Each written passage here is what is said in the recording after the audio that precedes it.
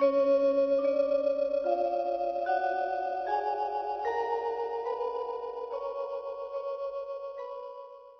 บผม FC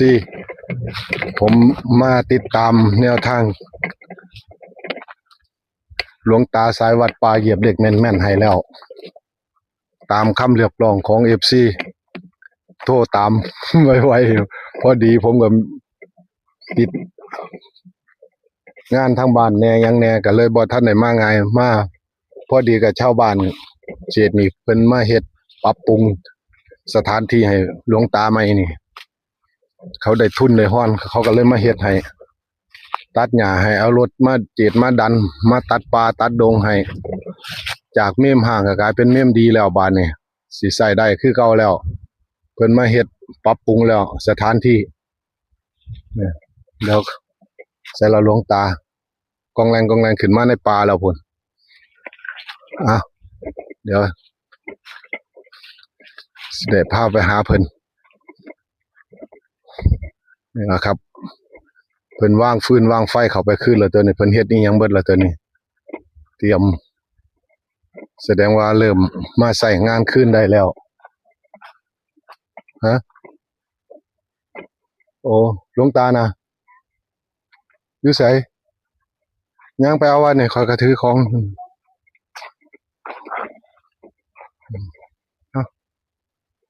เดี๋ยวพาไปเอาไม้กวาดให้มากวาด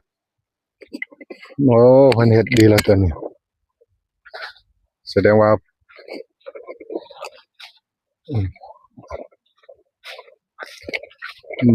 แสดงว่าเพิ่นมาใส่งานคืนแล้วตัวนี้เซาห้างเซาอันนี้เฮ็ดให้แล้วปรับปรุงให้หลวงตาใหม่แล้วตัวนี้เดี๋ยวสิให้แม่เพ็ญทำความสะอาดให้เขาท่าเพิ่นจักหน่อยซ้ำบ่ต้องให้เพิ่นลำบากนี่แหละครับเนื่องจากนี่แหละนี่เพิ่นไปบอกขึ้นจากกกไม้กกนี้แหละครับที่เขานิมิตให้หลวงตานี่มันเป็นขึ้นมาเงาเดียวกัน3นางเดี๋ยวผูนกำลังขึ้นมาบุกป่าขึ้นมาเดี๋ยวคงจะว่ากันอีกเที่ยนึงถ้าเพิ่นกำลังขึ้นมาเดี๋ยวจะได้เตรียมของเตรียมมันนี่ให้เพิ่นโอ้กำลังมาบอกมาเก่าก็เลยได้เฮ็ดได้ทำขึ้นดีแล้วล่ะหลวงตามาฮอด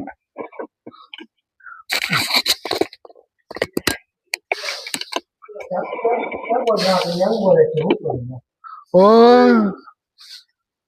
จักยากจักง่ายหั่นบ่ได้อันนี้เพราะอันนี้เอาโลดนี่ล่ะยามมันสิเป็นเนาะยามมันสิเป็นนิมนต์เอานี่ไว้เนาะเป็นตะขึ้นน้ำหลวงตาจนว่าอีหยังว่าสะดอกเลขก็บ่ได้สรุปออกไปเลยว่ะตัดสินใจไปโอ้ยโลดจนได้โทรไปถามกับได้เขียน14บ่นิมนต์สันน้ำได้เขียน14บ่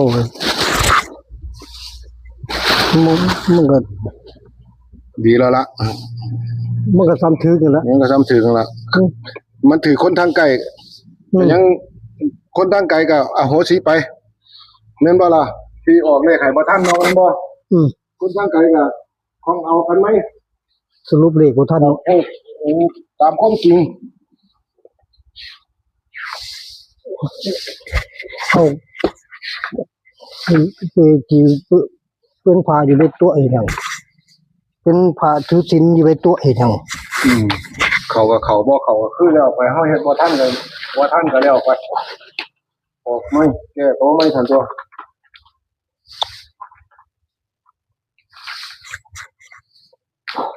ไอ้14มาสรุปบ่เซาเด้ก็เลยเคลียร์ก็เลยว่า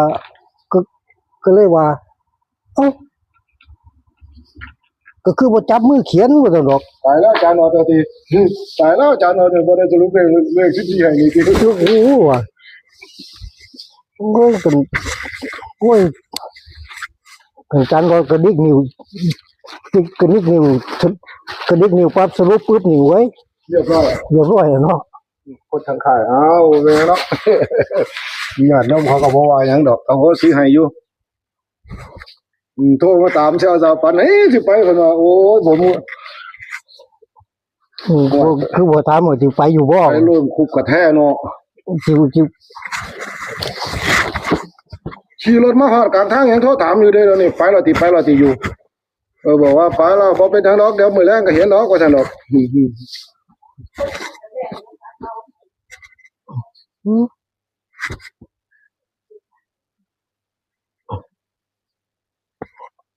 วันที่1/8เนาะเดือนสิงหาเด้อ เดือนสิงหา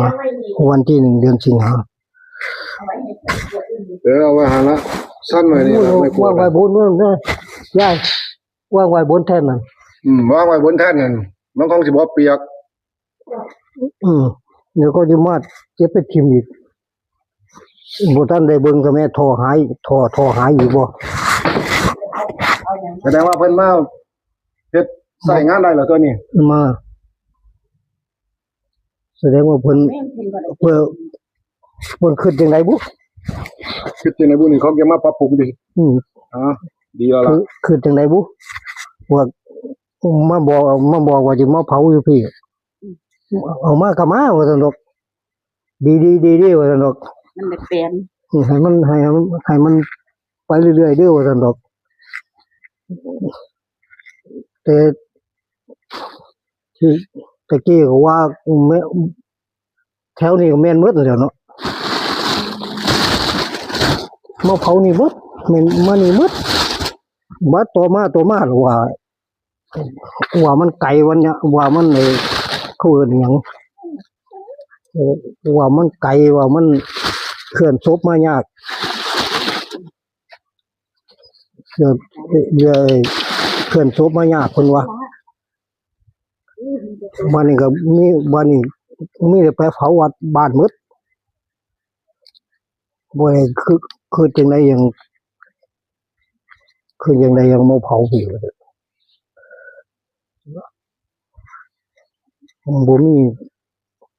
บ่มีวัดป่าไปสวดบ่แล้วหรอกเพิ่นว่าก็แล้วแต่ศรัทธาว่าซั่นดอก แล้วแต่ศรัทธาละที่ อืม ศรัทธาไผมันเนาะข้อมูลนี่เนาะแม่นบ่ล่ะฮ้อนหลวงตาเอ้าฝนบ่ตกลมบ่ลมผันเอ้าเนาะ บ่มีร่วมจักหน่อยครับ บ่มีลมมันเลยเอ้าโอ้บ่เป็นหยังดอกมื้อนี้มื้อสันวันดีของจังว่ากันตัวใหม่ให้มีโชคมีหมานนำ บ่ได้โชคงวดหนึงก็ต้องเอางวดหนึงให้ได้ มีได้หมดนี่ละ บ่ได้งวดที่แล้วเขางวดนี้ละ หมดเมื่อกี้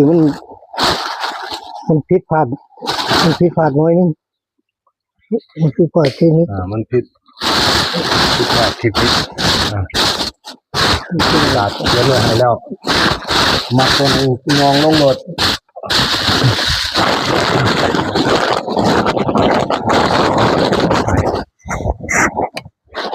เอาตัวที่มักที่ชอบเลยเอาตัวแข็งๆนั่นเลยบ่ต้องได้ว่าตัวนั้นตัวนี้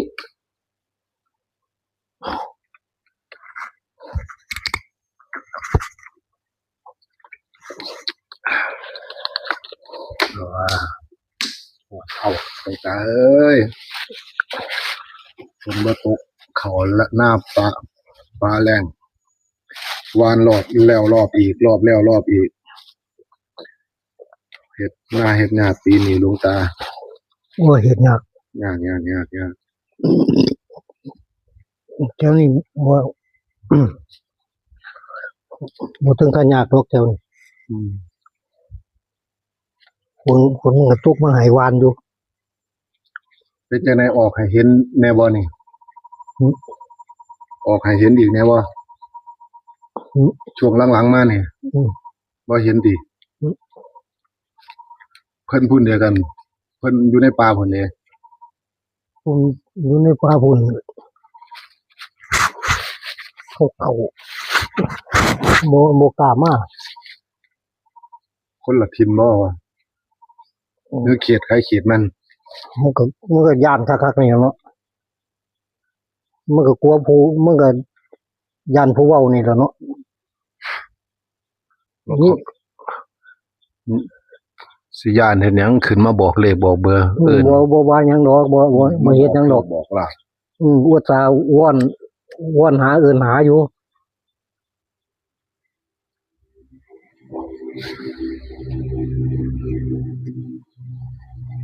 ถ้าเพิ่นมาปรับปรุงจังซี่มันก็จะเริ่มกระตุ้นกับเบิ่งกันดูนี่ถือว่าวัดป่าก็ดีเพิ่นมาตัดออกทางออกเอารถมาดันออกจังซี่ อื้อ ทุน นี่แม่ นี่เพิ่นก็สิได้โชคได้หมานนํอยู่แล้วว่าบัดนี้ นี่แม่อื้อถ้าไปลงเมื่อวานพอดีมาลงเมื่อวานเนี่ยพอดีเลยนี่ งามเลยที งามเลยนะอุ้ยยังมันมาคัดไว้วะไอ้ลูกมาบ่ได้เนาะ มาบ่ได้ อืม เวลามันบ่ทันได้เข้าเวลามันบ่ให้มันก็มาบ่ได้มันมีแนวขัด มันก็ต้องมีแนวขัดแนวขวางเนาะแม่นบ่ นี่ ได้เวลามา นี่ตัวนี้กลับเอานี่ตัวนี้กลับเอา งามเลยติ งามเลยเนาะ โอ้เนาะโอ้ เหล็กเหล้าเต็มเลยเนาะ เลขล่าเต็มๆเลย92 เขายขันเขียวหมู่ว่านมันก็ยากเนาะ ครับ แม่นหมู่ว่านมันยาก เมื่อวานมันยาก นี่มันยากตัวนี้ล่ะนี่ เมื่อวานก็ว่าหลวงตาเฮ็ดอยู่ตัวนี้อยู่เนาะ คิดไว้ในฟาร์มเมื่อวานก็ว่าพากันเฮ็ดอันนี้ปรับปรุงอันนี้ เฮ็ดความสะอาด คว เฮ็ด วาม หยัง สะอาดเพิ่นสิมาใช้ ญาติโยมก็เต็มนี่แหล้วเต็มศาลานี่แหล้ว เมื่อวานเนี่ยนะ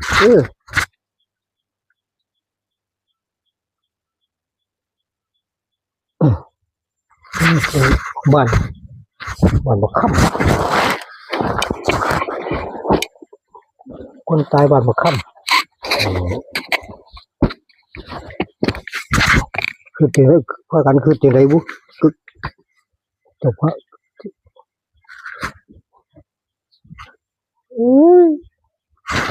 มีแต่วุดวิดเนาะเด็ก บ่ต้องให้วุฒิเด้อหมวดนี่เอาเข้าตรงๆเด้อนิมนต์เลย บ่ ปล่อยออกดีๆเลยหมวดนี่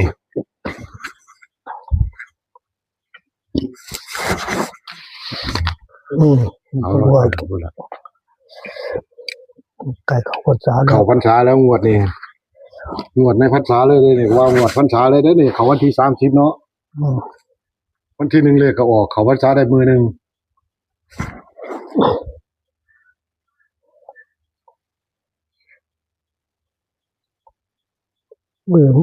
มันน่าสิออกก่อนพรรษาเนาะไว้ออกก่อนเข้าพรรษาแม่เนาะ เข้าพรรษาก็ดีขึ้นน่ะนั่นล่ะ มันเข้าพรรษาดีแล้วมันสิดีจังได๋ มันนิ่งจิตมันนิ่ง บ่มันโยมเคยได้มีเงินทำบุญติ บ่ทันติมันทำบุญไปก่อนติ ทำบุญแล้วโชคทีหลัง กินไปก่อน ทำบุญโชคทีหลังโอ้ย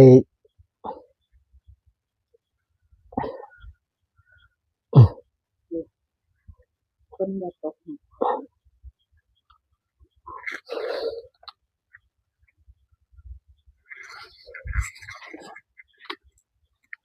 FC เอ้ยบาดนี้เบิ่งหลวงตาเพิ่นสิมีโชคมีหมานนำตัวไหนเพิ่นสิออกให้ตัวไหนหมวดนี่เพิ่นสิเป็นแนวทางตัวไหนเบิ่งพิจารณาเอาเด้อ สิ่งไหนดีๆเพิ่นก็โปรดภายออกมาล่ะ มันเข้ามาก็ดีแล้ว ว่างั้นก็ขอโทษที่หลายๆให้บัดหาหนึ่งเพิ่นฮู้จักให้กับ11น่าสิว่าหา41กับ17จังซี่ก็ยังสิได้เบิดแหน่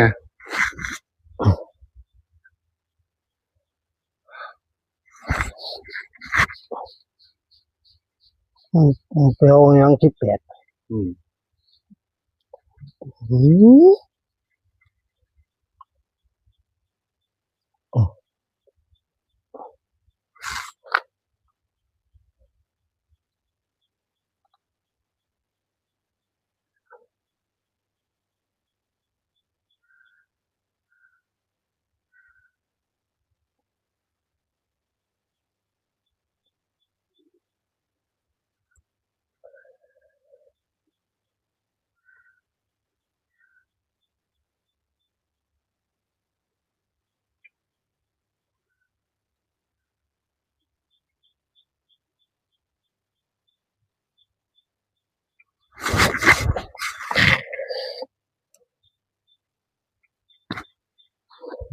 อากาศก็ครึ้ม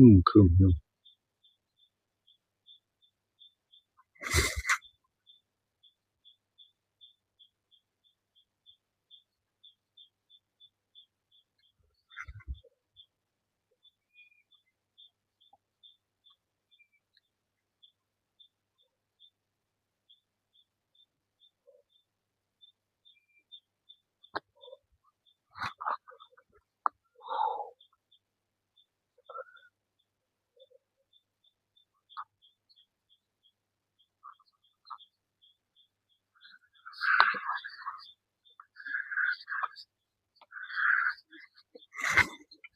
อืม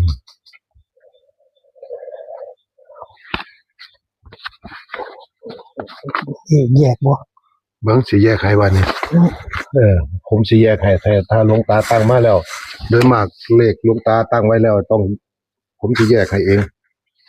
86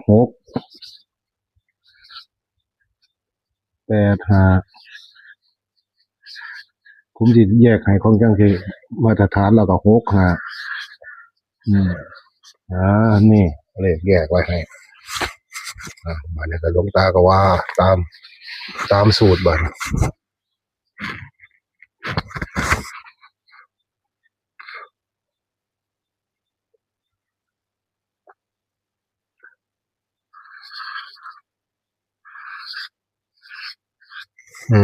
ั่นเน็บบางสุดท้ายเอาโอเคบ่มีปัญหาบาดนี้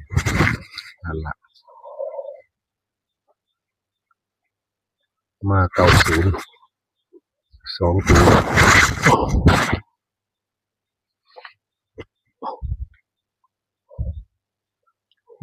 ดังเด้ อืม ดังเด้นี่ เดี๋ยวออกไปแป๊บเดียวก็ติดเลขดังอีกละ เลขดังนี่เลขดังเด้นี่บ่แม่นธรรมดานี่ดังเด้นี่ มันดังแบบงวดบนหันเห็นบ่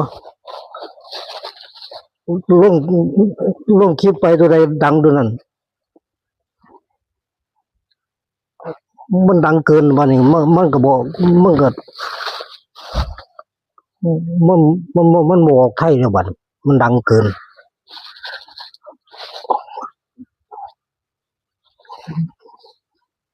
เล่าดูตัวไปหมด เล่าดูเอาไปเบิดติ อืม มันสิเข้าจังได๋ก็ให้มันเข้ามาตัว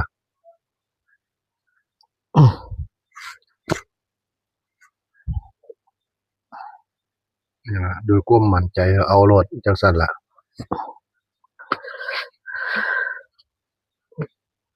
เลขล่างเด้นี่ นั่นปากกาสีแดง เลขล่างเด้นี่บ่แม่นธรรมดาเด้ FC เพิ่นสิวงกลมให้เพิ่นเน้นเลข3ตัวเด้อ FC 865ข้างล่างเน้น0เน้น90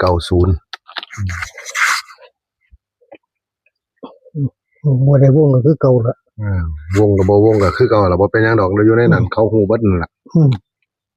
ความมั่นใจแต่ละคนบ่คือกัน บางเที่ยเฮาวงให้มันพันบ่ออก มันผันไปออกตัวบ่วงจังซี่แม่นบ่ล่ะมันก็ต้องธรรมดา ตามรักมันวงตัวไหนมันก็ออกตัวนั้นแหละงวดที่แล้วมาบ่ได้วงเลยที่ผ่านมาเมื่อกี้บ่ได้วงเดิ งวดที่ผ่านมาก็บ่ได้เหยียบซ้ำนะ มือตบบ่เลยแล้ว มึงคุบไว้ มือคุบไว้ อืม คุบไว้มันก็ มันก็อยู่ในเกณฑ์คุบคือกัน มันอยู่ในเกณฑ์คุบคือเก่าคือกัน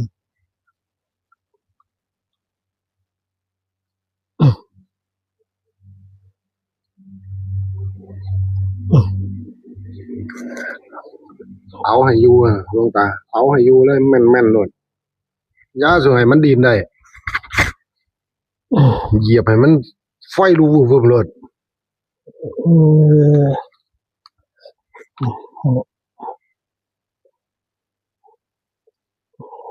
เหยียบมันใหม่มันก็เขียนบ่ บ่ต้องเขียนเนาะเขาก็ฮู้อยู่ดอกทุกตัวมันต้องไปล่างบนเบิดนั่นล่ะ อืม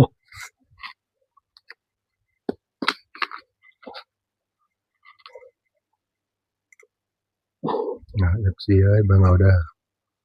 มักใครมักมันพิจารณาเอาสิ่งไหนมันดีสิ่งไหนมันงามก็ได้ไปเป็นแนวทางเพิ่นวางออกไปข้างล่าง90คู่เดียวมาข้างบนก็ตัวเดียว865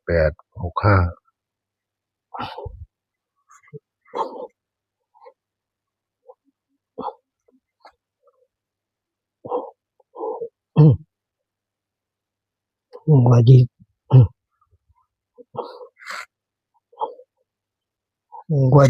สิหยุดบ่ก็ตายว่าให้เดินต่ออีกว่านี่ให้เดินไปทางหน้าต่ออีกว่านี่แหมเอ้าอะไรจะเกิดก็ให้มันเกิด FC เขาเรียกร้องมามันก็มีญาติโยมเขาถามหาคือกันแซวซาเนาะคนบอกให้หยุดก็มีส่วนน้อยคนบอกให้ บ่เรียกร้องหาเขาก็มีส่วนหลาย มีส่วนเป็นหลายหมื่นครับคนเฮามันก็ธรรมดามันมีขมมีหงายแม่นบ่ล่ะมันก็ต่างคนต่างมักต่างคนต่างสั่งคนฮักเฮามีคนสั่งเฮามีเฮาสิไปนี่บ่ได้ดอก มีคนตรงอยู่นี่ นะ นี่ ครับ มีตรงกันอยู่มีตรง มัน มี ก็ ต ต้ ร อง งมีนะครับมันก็ต้องมี นี่ มันก็ต้องมี เออ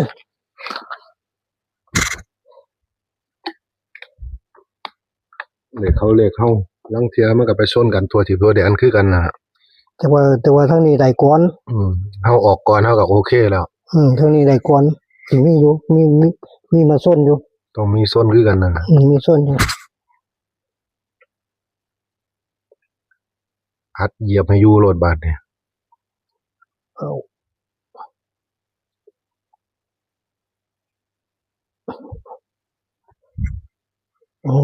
เขาหนึ่งเก่านำบ่เขียนดีบ่ 91ติ 19 91 19 เออ เอาลงไปเลย ลงอยู่บ่ ถ้ามั่นใจตัวไหนก็ลงไปโลดถ้าบ่นี่ก็ไว้โค้งสุดท้ายก็ได้ มีคนมาปลอม ได้ไปเก็บไปฝันไปนิ่งเบิ่ง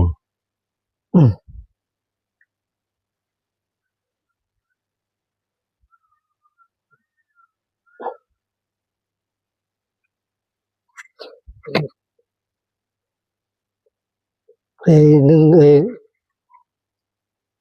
งเก่านี่เดี๋ยวตะเบิงเนาะ ครับ ก็เบิงรอโค้ง โค้งสุดท้าย สุดท้ายก็ได้ ถ้าว่ามันมาก็โอเคเลยแม่นบ่ล่ะ แม่นถ้ามันมาอีกก็โอเคเลย ถ้ามันมาอีกเลขตัวสงสัยต้องอันนี้ไว้ก่อนตัวไหนมั่นใจก็ปล่อยออกไปก่อนน่ะ อันนั้นก็ว่ากัน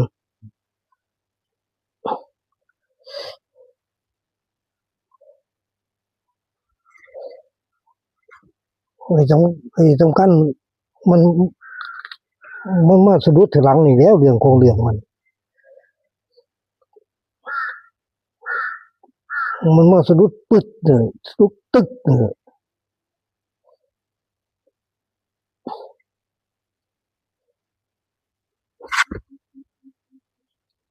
แต่เดี๋ยวนี้บ่เห็นออกมาเบิ่งเลย เขาสิมาทำพิธีแล้วเด้ บ่เห็นออกมาเบิ่งเลย ทำพิธีอยู่นี่แล้วเพิ่นบ่ออกมาเห็นดอกบัดนี้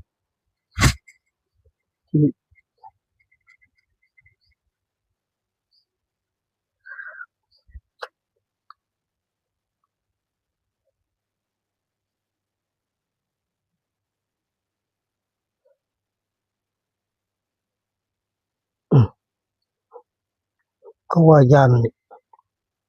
หม้องใดไปนั่งหม้องหัน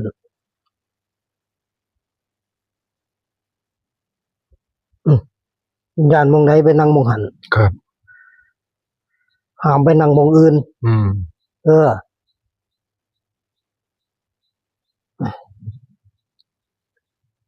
อย่านหม้องไหนไปนั่งหม้องหันเด้อห้ามไปนั่งหม้องอื่น ไปนั่งหม้องไปนั่งหม้องบ่ย่านบ่ได้ แม่น ต้องไปนั่งเอาหม้องย่านนั่นล่ะ มองย่านแล้ว เออ ผู้ว่าย่านน่ะเขาอยู่แท้ล่ะ เออ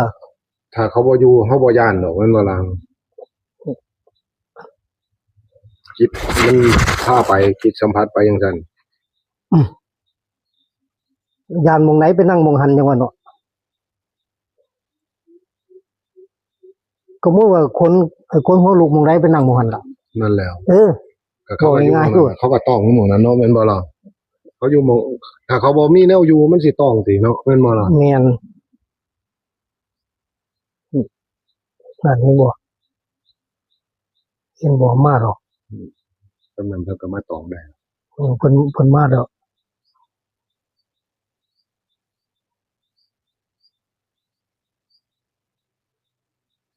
สิ่งที่มองไม่เห็นมหัศจรรย์มากๆของสิ่งศักดิ์สิทธิ์มีจริงในโลกนี้ FC บางคนก็บ่เข้าใจบางคนก็บ่เข้าใจบางคนก็เขาก็เข้าใจ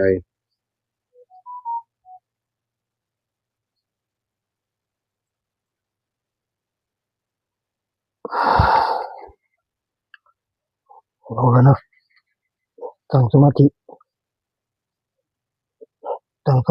น้อมรับเอา เอาสบายเลย น้อมรับเอา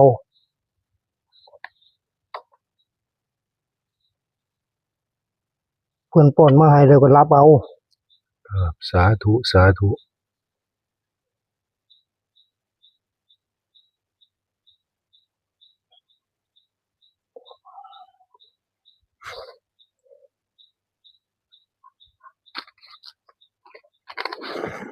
เพิ่นมา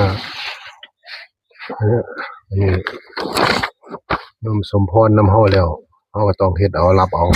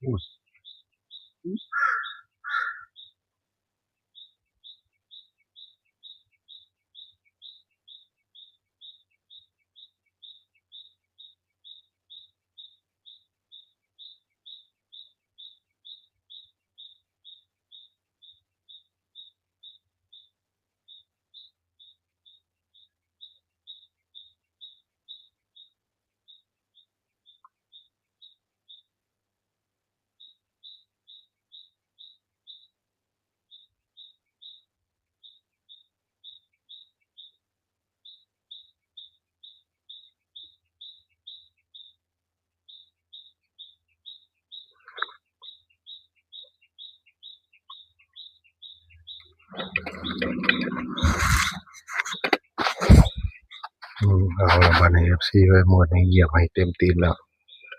เบิ่งเอาบัดนี้สาธุสาธุ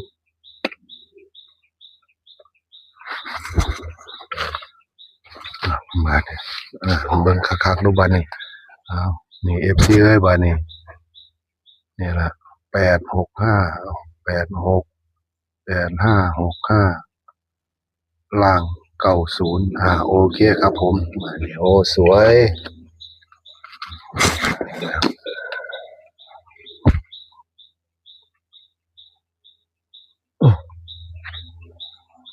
บัดนี้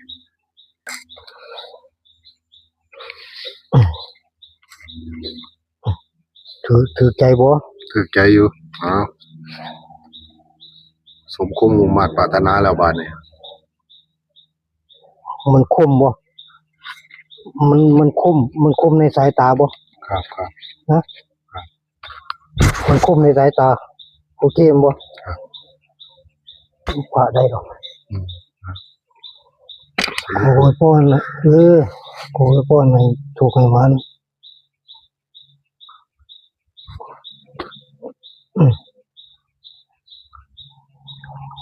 เด็กลงคลิปไว้นี่ก็ให้ไปเข้าฝันคนไหนบ่ได้ผู้ใดบ่ได้เบิ่งก็ให้ไปเข้าฝันเขาไปบอกเขา ผู้ใดติดตามก็ขอให้มีโชคมีหมาน ถูกหวานสาธุโชคดีกว่าอยู่วันโนทุกขังเด้อ สาธุสาธุสาธุเด้อบาดนี้ FC ท้ายสุดนี้ก็ขอให้ FC จงมีโชคมีหมานนำครูบาอาจารย์ทุกคนอย่าลืมกดไลค์กดแชร์กดเป็นกำลังใจสวัสดีครับ